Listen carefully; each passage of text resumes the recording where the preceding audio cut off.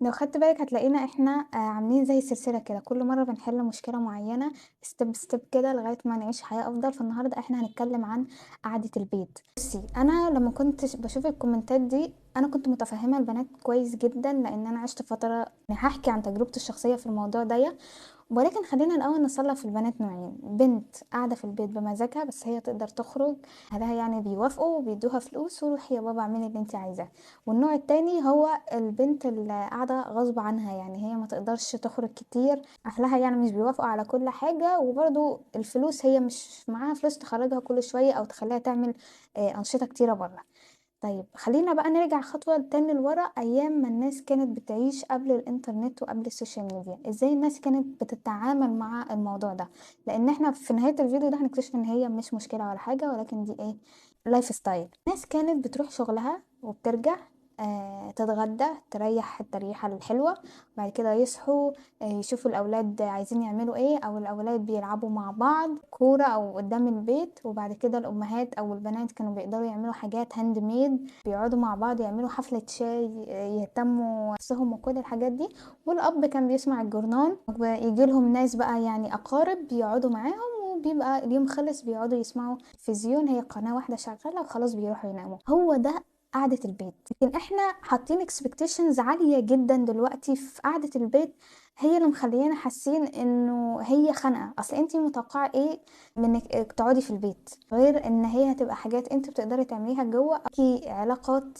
قوية أكتر مع إخواتِك، مع باباكِ ومامتِك ومع صحابِك، إنِّك تتصلي عليهم تعالوا يا جماعة نقدر نعمل movie night، نتفرّج على حاجة معيّنة ونجيب order وكل الحاجات دي. هي دي قعدة البيت. ولكن هل تقدري تعملي حاجات كتيرة في البيت؟ تقدري تعملي حاجات كتيرة في البيت، بس إحنا بقى خُلقنا ضيّق. أنا دلوقتي هادّيكِ نصايح، أنتِ تقدري في البيت اعملي الحاجات الhandmade كلّها، تتعلّمي كروشيه وده هيعلّمِك الصبر، تتعلّمي الحياكة، تساعديهم في البيت، لإن دي هتفرق معاكِ في علاقتِك معاهم، هتحسّي إنِّك مسؤولة كده في البيت، ليكِ حاجة.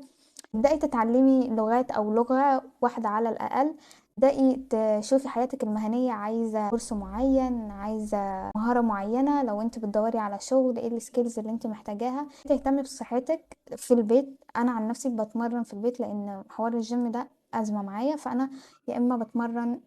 في البيت في الأوضة دي بقى لي كام سنة، يا إما باعمل رياضة المشي والعجل. أنا من تجربتي الشخصية أنا قعدت من 2020 ل2022 قاعدة في البيت. أنا طبعًا أنا مش باقول إن دي أفضل حاجة، يعني ما حدش يعملها، في البيت ما خرجتش تقريبًا أكتر من 5 مرات مع صحابي، لإن أنا كنت في محافظة تانية غير المحافظة العاصمة دي، وما كانش عندي الability إن أنا أعمل حاجات برّه، ما كانش أفضل حاجة إن أنا بابقى باطلع كتير بالنسبة لأهلي، ولا كان معايا أصلًا فلوس اللي تخلّيني أبقى باروح وآجي كده على الفاضي والمليان. أنا ما كانش عندي option تاني غير إن أنا أبقى باعمل العالم الخاص بتاعي اللي هيبسطني ويريحني وأكون باستفاد فيه غير جوّه أوضتي. يعني أنا اتعلمت الإنجليش بتاعي في البيت، طوّرت الskills بتاعتي اللي أنا كنت محتاجاها في البيت، اهتميت بصحتي وأنا قاعدة في البيت، اهتميت بنفسيتي وأنا قاعدة في البيت، اتعلمت قراية الكتب وإزاي أبقى باقرا الكتاب، وقريت كتب كتيرة وأنا جوّه البيت، لدرجة إن أنا لمّا جيت نقلت من هنا للقاهرة، أنا كان معايا حاجات كتيرة تقدر تخلّيني أواجه العالم اللي موجود هنا. كان معايا اللغة اللي خلّتني أبقى باقدر أشتغل على طول، كانت معايا الskills اللي كانت مخلّياني أقدر أتعامل مع الناس في الغُربة، كانت معايا التوعية اللي تخلّيني أبقى عارفة إيه الصح وإيه الغلط. قعدة البيت إحنا حاطين لها توقعات كبيرة جدًا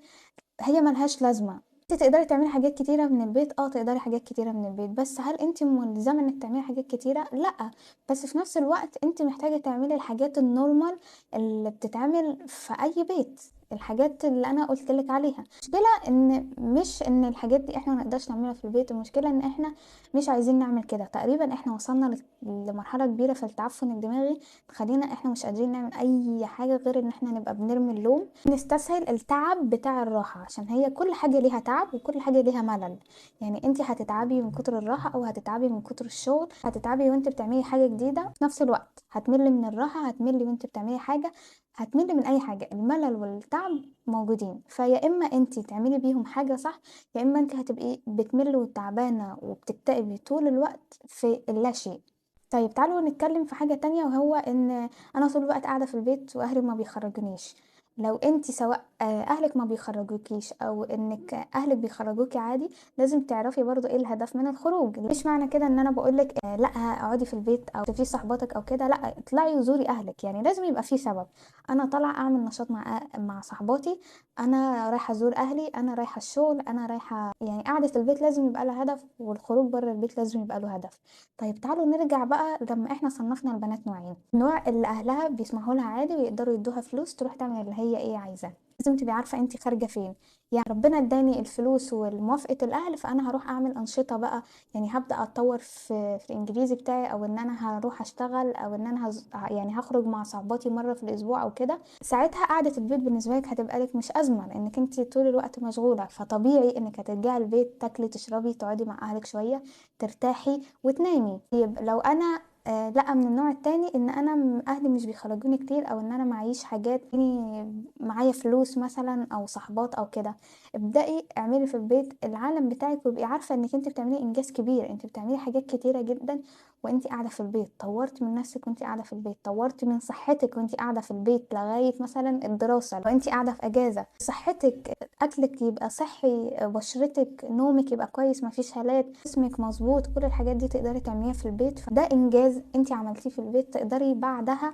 تخرجي للعالم. سهل جدًا إنِّك تبقي بتبني العالم بتاعِك في البيت وعندِك نصايح مالية الدنيا تقدري تطبّقي منها اللي يعاجبِك واللي يريّحِك، وتصحي قبلهم، تستغلي وقت مثلًا هُم مش قاعدين، فتعملي حاجة أنتِ بتبقي مكسوفة لو أخواتِك مثلًا شافوها، إن إحنا طبيعي عارفين إن قعدة البيت ملل، لازم نبقى عارفين الحاجات دي، وإن قعدة البيت الكتير بتسبب اكتئاب. فلو أنا ما عنديش أو غصب عني مش باخرج، لازم أبقى باعمل حاجات لنفسي جوّه، ما اسيبش نفسي للموبايل، ما هو برضه دي أيام هتعدّي. أصل أنتِ عندِك نصايح كتيرة على الإنترنت، إيه الحاجات اللي تقدري تعمليها في الأجازة أو